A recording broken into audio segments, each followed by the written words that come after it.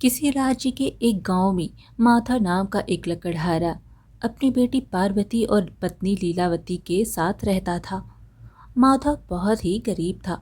वह जंगल में ही झोपड़ी बनाकर अपने परिवार को लेकर रह रहा था। माधव की बेटी पार्वती 18 वर्ष की हो गई थी। अब लीलावती और माधव को उसके विवाह की चिंता हो रही थी। पार्वती बहुत सुंदर और गुणवान लड़की थी। ऐसे ही एक दिन की बात है। लीलावती माधव से बोली, सुनिए जी, हमारी बेटी की सुंदरता के चर्चे आसपास के गांव में फैली हुई है। अब उसके हाथ पीले करने का समय आ गया है। माधव ने कहा, हाँ भाग्यवान, तुम सही कहती हो। इसलिए आज से मैं बहुत ज़्यादा मेहनत करूँगा। अब से मैं जंगल में और ज़्यादा लकड़ियाँ काटूंगा। इतना बोलकर माधव अपनी कुल्हाड़ी लेकर जंगल की ओर निकल गया। लीलावती अपनी बेटी पार्वती से बोली, बेटी, घर पर पानी खत्म हो गया है, तू जाकर तालाब से भर ला। अपनी माँ की बात सुनकर पार्वती मटका लेकर सीधे तालाब की ओर चली गई। तालाब के एक तरफ जहाँ खेत था, वहीं दूसरी ओर पार्वती उस तालाब से मटके में पानी भरने लगी। तभी पार्वती को किसी की आवाज़ आई, क्या तुम मुझे अपने मटके से पानी पिला दोगी? मुझे बहुत तेज़ प्यास लगी है। पार्वती ने जब पीछे मुड़कर देखा तो उसके सामने घोड़े पर सुंदर राजकुमार खड़ा हुआ था। राजकुमार पार्वती को देखते ही रह गया। अपने मन में बोला, हाँ, इतनी सुंदर लड़की तो मैंने कभी अपने जीवन में नहीं देखी। तभी राजकुमार से पार्वती बोली, आप मुझे ऐसे क्यों देख रहे हैं? राजकुमार ने कहा, कुछ नहीं, बस यूं ही। तुम्हारी सुंदरता ने हमारा मन मोह लिया है। मैंने तुमसे ज़्यादा सुंदर स्त्री अपने जीवन में नहीं देखी। पार्वती बोली, सुंदरता चेहरे पर नहीं बल्कि मन में होती है। इतना बोलकर पार्वती ने अपनी मटकी राजकुमार को पकड़ा दी। राजकुमार एक ही सांस में सारा पानी पी गया, मानो कि बरसों का प्यासा हो। पार्वती मटकी में दोबारा पानी भरकर अपने घर की झोपड़ी की ओर जाने लगी कि तभी राजकुमार ने चिल्लाकर पूछा, तुम कहाँ रहती हो? पार्वती बोली, गरीब लोगों का ठिकाना कहीं नहीं होता, इसलिए वह अक्सर तन्हाई में रहना पसंद करते हैं। इतना बोलकर पार्वती वहां से चली गई। राजकुमार वीर कुमार पार्वती के पीछे जाना ही वाला था कि तभी एक सैनिक पीछे से बोला, राजकुमार जी, आप कहाँ चले गए थे? अब हमें राजमहल पहुंचना है। राजकुमार वीर कुमार मन ममोस कर सीधा उस सैनिक के साथ राजमहल की ओर चला गया। इधर शाम के समय माधव चिंतित अवस्था में अपनी पत्नी से बोला, भाग्यवान, सोचा था कि ज़्यादा लकड़ियाँ काटूं तो ज़्यादा आमदनी होगी, लेकिन आज तो उतनी लकड़ियाँ भी नहीं बिकी जितना बिका करती थीं। लीलावती ने कहा, सुनिए जी, मुझे लगता है हमें हमारे राज्य के राजा से मिलना चाहिए। कहते हैं राजा बलराज प्रजा की बहुत ज़्यादा मदद करते हैं। माधव ने कहा, भाग्यवान, तुम सही कहती हो। हम कल ही महाराज के पास जाएंगे, लेकिन एक समस्या है। हमारे पास वहाँ धर्मशाला में रुकने के लिए पैसे नहीं हैं। इस संसार में जंगल ही एक ऐसा स्थान होता है जहाँ पर रुकने के लिए पैसों की आवश्यकता नहीं होती। जैसे हम इस जंगल में रह रहे हैं, वैसे ही हम वहाँ भी जंगल में कोई ना कोई ठिकाना ढूंढ ही लेंगे। फिर अगले दिन माधव अपने परिवार को लेकर राजमहल के लिए रवाना हो गया। इधर राजकुमार वीर कुमार बेचैन अपने महल के सुंदर कक्ष में टहल रहा था। तभी एक सैनिक राजकुमार के पास आकर बोला, महाराज ने आपको याद किया है राजकुमार। वीर कुमार ने कहा, ठीक है, मैं अभी आता हूँ। कुछ देर बाद राजकुमार महल के उस कक्ष में चला गया जहाँ पर उसके पिता राजा बलराज अपने राज्य के साथ बैठक किया करते थे। राजकुमार अपने पिता की ओर देखकर बोला, आपने मुझे याद किया पिताजी? राजा बलराज ने कहा, तुमसे कितनी बार कहा है वीर कुमार कि जब हम अपने राजमहल के मंत्रियों के साथ बैठकर राज्य के बारे में चर्चा करें तो आप हमें पिताजी मत कहा कहिए, बल्कि महाराज कहिए। जो नियम हमारी पीढ़ियों के ज़माने से चला आ रहा है वो बदल नहीं सकते हैं, समझे आप? वीर कुमार ने कहा, क्षमा कीजिए महाराज, मुझसे भूल हो गई है। आपने मुझे क्यों बुलाया? मैंने सुना है कि कल तुम जब से यात्रा से लौटे हो तब से कुछ खोए खोए से हो। ऐसा नहीं है महाराज, आपको ज़रूर कोई गलत फहमी हुई है। तो फिर तुम्हें यह क्यों नहीं याद रहा कि आज की बैठक में तुम्हें भी शामिल होना था? मुझे सैनिक के जरिए तुम्हें बुलवाना पड़ा। अब ये मत भूलना राजकुमार कि तुम होने वाले कल के राजा हो। जब तुम ही नियम का पालन नहीं करोगे तो फिर आम नागरिक नियम का पालन क्यों करेंगे? क्षमा कीजिए महाराज। इतना बोलकर राजकुमार वीर कुमार वहां से चला गया। अगले दिन राजकुमार फिर से अपने घोड़े पर सवार होकर उसी तालाब के किनारे चला गया। वो पार्वती को पागलों की तरह ढूंढने लगा, पर वह उसे कहीं नहीं मिली। वीर कुमार अपने आप से बोला, मुझे उस सुंदर कन्या से पहली ही नज़र में प्रेम हो गया है। मैं उसके बगैर जीवित नहीं रह सकता। वह संसार के किसी भी कोने में क्यों ना हो, मैं अपने प्रेम को ढूंढ निकालूंगा। इतना बोलकर वीर कुमार अपने महल की ओर वापस चला गया। इधर माधव राज्य की सीमा से अलग हटकर एक जंगल में झोपड़ी बनाकर रहने लगा। वह अपनी पत्नी से बोला, भाग्यवान, आज मैं महाराज बलराज से मिलने जा रहा हूँ। ईश्वर से प्रार्थना करना कि वह हमारी सहायता कर दें। इतना बोलकर माधव सीधे राजमहल की ओर रवाना हो जाता है। कुछ ही देर में वो राजमहल के अंदर महाराज बलराज के सामने खड़ा हुआ था।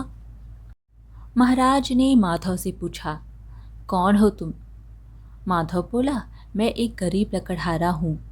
महाराज, मेरी एक पुत्री है जो कि बहुत सुंदर है, लेकिन मेरे पास इतना धन नहीं है कि मैं उसके हाथ पीले कर सकूं। महाराज, मैं यहाँ पर इसलिए आया हूँ ताकि आप मुझे कुछ धन दे दीजिए जिससे कि मैं अपनी पुत्री के हाथ पीले कर सकूं। महाराज बलराज ने कहा, मुझे प्रजा की सहायता करने में बहुत प्रसन्नता होती है, लेकिन मैं बगैर छानबीन के किसी की भी सहायता नहीं कर सकता, क्योंकि बहुत से लोग झूठ बोलकर मुझसे धन ले जाते हैं।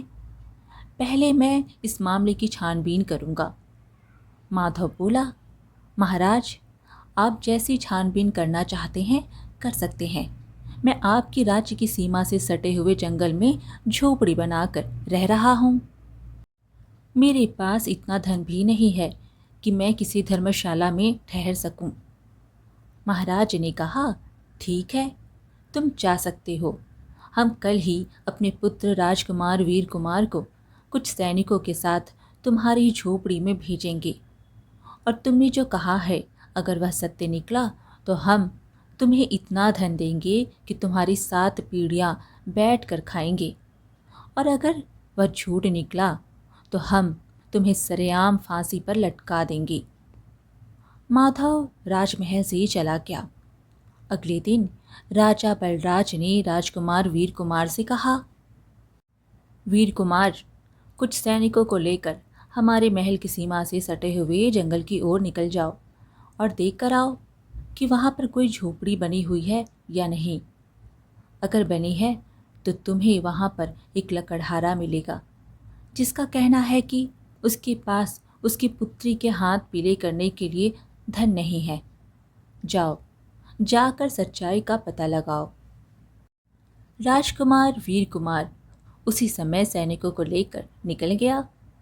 कुछ देर में वह उसी झोपड़ी के सामने खड़ा हुआ था। तभी उसकी नज़र झोपड़ी के बाहर खेतों में पार्वती पर पड़ी। राजकुमार वीर कुमार तुरंत घोड़े से उतरकर पार्वती के पास जाकर बोला, मैंने तुम्हें कहाँ कहाँ नहीं ढूंढा। पार्वती ने कहा, आप राजकुमार हैं, भला राजकुमार एक गरीब स्त्री को क्यों ढूंढेगा? वीर कुमार ने कहा, क्योंकि मुझे तुमसे पहली ही नज़र में प्रेम हो गया है। यह सुनकर पार्वती बुरी तरह से घबराते हुए बोली, ज़रा धीरे बोलिए, कहीं आपकी बात आपके सैनिकों ने सुन ली और महाराज को बता दिया तो महाराज मेरे पूरे परिवार को ही जान से मार देंगे। तभी वहाँ पर माधव और उसकी पत्नी लीलावती आकर खड़े हो गए। माधव हाथ जोड़ता हुआ राजकुमार वीर कुमार से बोला, यही है मेरी पुत्री, इसी के हाथ पीले करने के लिए मुझे धन की आवश्यकता है। मैं इसलिए मदद मांगने के लिए आपके पिता महाराज बलराज के पास गया था। आप स्वयं देख लीजिए कि मैं किस स्थिति में रह रहा हूँ और कितना गरीब हूँ। राजकुमार वीर कुमार माधव की ओर देखकर कहा, आपको अपनी पुत्री के लिए वर देखने की अब कोई आवश्यकता नहीं है। मैं आपकी पुत्री से विवाह करना चाहता हूँ। मुझे इससे पहले ही नज़र में प्रेम हो गया है। क्या आपको मेरे प्रेम से कोई ऐतराज़ है? राजकुमार की बात सुनकर माधव और लीलावती हैरानियत से एक दूसरे की ओर देखने लगे। फिर माधव बोला, अगर मेरी पुत्री का विवाह आपके साथ हो जाता है तो मेरे लिए इससे बड़े सौभाग्य की बात क्या होगी राजकुमार। यह सुनकर पार्वती शर्मा गई और वहाँ से चली गई। मगर राजकुमार ये नहीं जानता था कि उन सैनिकों में से एक सैनिक जो कि राजकुमार के साथ हमेशा चलता था, राजा बलराज ने राजकुमार के ऊपर नज़र रखने के लिए उसे रखा हुआ था। वो सैनिक राजकुमार की बातें बड़े गौर से सुन रहा था। राजकुमार कुछ देर में पार्वती से बात करके वहाँ से चला गया और उस दिन के बाद राजकुमार और पार्वती के मुलाकातों का सिलसिला शुरू हो गया। राजकुमार रोज़ पार्वती से मिलने के लिए आने लगा। एक दिन पार्वती राजकुमार से बोली, हमें इस तरह से मिलते हुए काफ़ी समय हो गया है। क्या आपको नहीं लगता कि आपको अपने पिता से हमारे विवाह की बात करनी चाहिए? राजकुमार ने कहा, तुम सही कहती हो पार्वती। मैं हर रोज़ पिताजी के सामने अपने विवाह की बात करने के लिए जाता हूँ, लेकिन ना जाने क्यों मैं हिम्मत जुटा नहीं पाता। पार्वती ने कहा, आपको अपने प्रेम पर भरोसा करना चाहिए। मैंने सुना है सच्चे प्रेमियों को कोई अलग नहीं कर सकता। मुझे विश्वास है अगर आपका और मेरा प्रेम सच्चा है और पवित्र है तो महाराज आपकी बात को ज़रूर मानेंगे। राजकुमार बोला, तुम सही कह रही हो पार्वती, मैं कल ही पिताजी से विवाह की बात करूँगा। अगले दिन राजकुमार अपने पिता से बोला, पिताजी, मैं आपसे कुछ कहना चाहता हूँ। राजा बलराज राजकुमार वीर कुमार की बात सुनकर क्रोधित होकर बोले, मैं जानता हूँ कि तुम मुझसे क्या कहना चाहते हो। मैंने तुम्हें सच्चाई का पता लगाने के लिए भेजा था, ना कि गरीब लकड़हारे की पुत्री से प्रेम करने के लिए। राजकुमार बुरी तरह से चौंकता हुआ बोला, पिताजी, आपको कैसे पता चला कि मैं उस लकड़हारे की पुत्री पार्वती से प्रेम करता हूँ? राजा ने कहा, तुम्हें क्या लगता है जो सैनिक तुम्हारे साथ चलते हैं वह मुझे कुछ नहीं बताते? उन्हीं सैनिकों में से मेरा एक जासूस सैनिक भी है जिसे मैं तुम पर नज़र रखने के लिए रखता हूँ। यह सुनकर राजकुमार क्रोधित होकर अपने पिता से बोला, पिताजी, मैं आपका पुत्र हूँ और होने वाला राजा। आपने मेरे पीछे एक शत्रु की तरह एक जासूस लगा रखा। महाराज बोले, बकवास मत करो। तुम्हारी हिम्मत कैसे हुई एक गरीब की पुत्री से प्रेम करने की? तुम्हें इसकी सज़ा ज़रूर मिलेगी और साथ ही साथ उस लकड़हारे की पुत्री को भी इसकी सज़ा मिलेगी। इतना बोलकर राजा ने क्रोधित होकर अपने सैनिकों से कहा, राजकुमार वीर कुमार को गिरफ्तार कर लो। तभी एक सैनिक बड़ी हिम्मत करके राजा से बोला, महाराज, राजकुमार आपके पुत्र हैं, इस राज्य के होने वाले राजा हैं। राजा बलराज ने कहा, राजा का पुत्र हो या पुत्री, कोई भी इस राज्य के कानून से ऊपर नहीं है।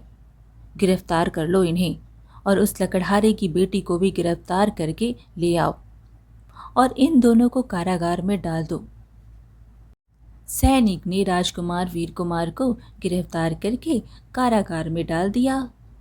कुछ ही देर में एक सैनिक की टुकड़ी माधव की झोपड़ी में पहुंच गई। सैनिकों को देखकर माधव घबराते हुए बोला, क्या हुआ? आप मेरी झोपड़ी में ये क्या तलाश कर रहे हैं? सैनिकों ने कहा, तुम्हारी पुत्री कहाँ है? माधव बोला, वह बाहर खेतों में है।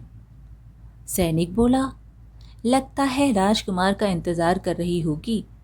उसे हम राजकुमार के पास ही ले जाने के लिए आए हैं। अब बस अंतर इतना है कि राजमहल में नहीं बल्कि राजमहल के कारागार में। इतना बोलकर वह सैनिक बाहर निकल गए और पार्वती को गिरफ्तार करके सीधे राजकुमार वीर कुमार के साथ कारागार में डाल दिया। माधव तुरंत राजा के पास पहुंचकर बोला, महाराज, ऐसा अन्याय मत कीजिए। राजकुमार और मेरी पुत्री एक दूसरे से प्रेम करते हैं। अगर आपको उनके प्रेम से ऐतराज है तो उन्हें कारागार में मत डालिए। मैं अपनी पुत्री को इस राज्य से बहुत दूर लेकर चला जाऊंगा। महाराज बोले, तुम्हें यह पहले ही सोचना चाहिए था लकड़हारे कि तुम एक लकड़हारे हो और राजकुमार वीर कुमार होने वाले कल के राजा। तुमने सोच भी कैसे लिया कि तुम्हारी पुत्री का विवाह राजकुमार से हो जाएगा? माधव गिड़गिड़ाते हुए कहा, मुझसे बहुत बड़ी भूल हो गई है महाराज। मुझे और मेरी बेटी को क्षमा कर दीजिए और राजकुमार को भी क्षमा कर दीजिए। राजा बलराज ने कहा, राजकुमार को तो हम कुछ दिन कारागार में बंद रखने की बात छोड़ देंगे, लेकिन तुम्हारी पुत्री को सरेआम फांसी पर लटका देंगे ताकि कोई और गरीब की पुत्री राजकुमार के साथ विवाह करने के सपने ना देखे। माधव रोते हुए बोला, महाराज, गलती मेरी है। मेरी बेटी का कोई दोष नहीं है। मुझे ही उस समय राजकुमार से मना कर देना चाहिए था। इसके बदले आप मेरे प्राण ले लीजिए, लेकिन मेरी पुत्री को छोड़ दीजिए, नहीं तो मेरी पत्नी जीते जी मर जाएगी। महाराज, इतना बोलकर माधव फूट फूट कर रोने लगता है। फिर राजा बलराज बहुत गहरी सोच में माधव को गौर से देखता हुआ बोला, एक शर्त है, मैं तुम्हारी पुत्री की जान बख्श सकता हूँ। तुम्हें यहाँ से कुछ दूर एक जंगल में जाना होगा, जहाँ पर एक गुफा बनी हुई है। उस गुफा में एक बहुत बड़े सिद्ध पुरुष रहते हैं। कहते हैं कि उन सिद्ध पुरुष के पास एक ऐसी तलवार है जो किसी राजा के पास आ जाए तो उस राजा को कोई नहीं हरा सकता, मगर वह इतनी आसानी से तलवार किसी को नहीं देते हैं। माधव बोला, मैं किसी भी तरह से वह तलवार आपके सामने ले आऊँगा महाराज। राजा ने कहा, अच्छा, और अगर तुम ऐसा करने में असफल हो गए तो मैं तुम्हें मृत्यु दंड दे दूंगा। जाओ, अब तुम जा सकते हो। माधव उसी समय उस जंगल की ओर निकल गया। 3 दिन लगातार चलने के बाद वह उस गुफा के पास पहुंच गया। कुछ देर बाद वह गुफा के अंदर चला गया, जहां पर सिद्ध साधु महाराज बैठे हुए थे। साधु महाराज ने माधव से पूछा, कौन हो तुम? माधव सारी घटना उन्हें बताते हुए बोला, मुझे ये तलवार दे दीजिए। साधु मुस्कुराते हुए माधव की ओर देखकर बोले, उस राजा को यह तो पता है कि यह तलवार जिस भी राजा के हाथ में आती है तो उसे कोई पराजय नहीं कर पाता, मगर उसे यह नहीं पता कि जो भी राजा इस तलवार को पकड़ता है उसकी कुछ समय बाद मृत्यु हो जाती है। क्या अब भी तुम यह तलवार राजा को देना चाहते हो? माधव एक बहुत ही अच्छा इंसान था। वह सोचते हुए बोला, नहीं, जो तलवार महाराज को मार दे, मुझे ऐसी तलवार नहीं चाहिए, भले ही राजा मेरी और मेरी पुत्री के प्राण क्यों न ले ले। मगर मैं राजा के प्राण बिल्कुल नहीं चाहता, क्योंकि उनके ऊपर पूरे राज्य की जिम्मेदारी है। इतना बोलकर माधव वहां से सीधा राजमहल की ओर चला गया। माधव को खाली हाथ देख राजा क्रोधित होकर बोला, तुम्हारे हाथ में मुझे वह तलवार नहीं दिख रही, कहाँ है वह तलवार? माधव राजा को कुछ बताने ही वाला था, तभी राजा क्रोधित होता हुआ बोला, अब तुम्हें बोलने का कोई मौका नहीं दिया जाएगा लकड़हारे, सीधा मृत्यु दंड दिया जाएगा। सैनिकों, इसे फांसी पर चढ़ा दो। कुछ ही देर में सैनिकों ने बेचारे लकड़हारे को फांसी पर चढ़ा दिया। राजा बलराज ने माधव के मरने के बाद सैनिकों को आदेश दिया, जाओ राजकुमार और पार्वती को मेरे सामने ले आओ। सैनिक पार्वती और राजकुमार को राजा के सामने ले आए। पार्वती अपने पिता का शव देखकर फूट फूट कर रोने लगी। राजा बलराज ने पार्वती से कहा, तुम्हारे पिता को मैंने एक मौका दिया था तुम्हें बचाने का, लेकिन यह नाकामयाब हो गया। तभी वहाँ पर कुछ देर बाद वही सिद्ध साधु महाराज जिससे मिलने माधव गया था, वहाँ पर आकर राजा से बोले, महाराज, तुम्हारी जान बचाने के लिए यह बेचारा व्यक्ति उस तलवार को नहीं लाया और तुमने इसकी ही जान ले ली। यह सुनकर राजा बलराज पूरी तरह से चौंकता हुआ बोला, क्या कहना चाहते हैं आप? साधु ने कहा, मैंने इस व्यक्ति से कहा था कि यह तलवार जिस राजा के हाथ में आती है उस राजा की कुछ समय बाद मौत हो जाती है। बेचारा कहने लगा, मैं ऐसी तलवार को अपने राजा के हाथ में बिल्कुल नहीं दूंगा जो उनकी मृत्यु का कारण बने। इतना बोलकर वो सिद्ध पुरुष वहां से चले गए। तभी राजकुमार वीर कुमार राजा की ओर देखकर बोला, धिक्कार है आप पर पिताजी, और धिक्कार है ऐसे राज्य पर। मैं अभी और इसी वक्त अपना राजसी जीवन त्यागता हूँ। मैं पार्वती को लेकर यहाँ से जा रहा हूँ। आप जीवन भर अब यही सोचकर पछताते रहना कि आपने जल्दबाजी में और सत्ता के नशे में चूर होकर एक निर्दोष की हत्या कर दी और अपने पुत्र को भी खो दिया। इतना बोलकर राजकुमार वीर कुमार पार्वती का हाथ पकड़कर राजमहल से निकल गया और उसी जंगल में पार्वती की माँ लीलावती के साथ आम व्यक्तियों की तरह जीवन बिताने लगा। अब राजा बलराज अपनी अंतिम सांस तक पछताता ही रहा। आज की कहानी यहीं पर समाप्त हुई। फिर मिलेंगे एक और कहानी के साथ। कहानी पसंद आए तो लाइक शेयर ज़रूर करें और चैनल को सब्सक्राइब करना बिल्कुल ना भूलें। धन्यवाद।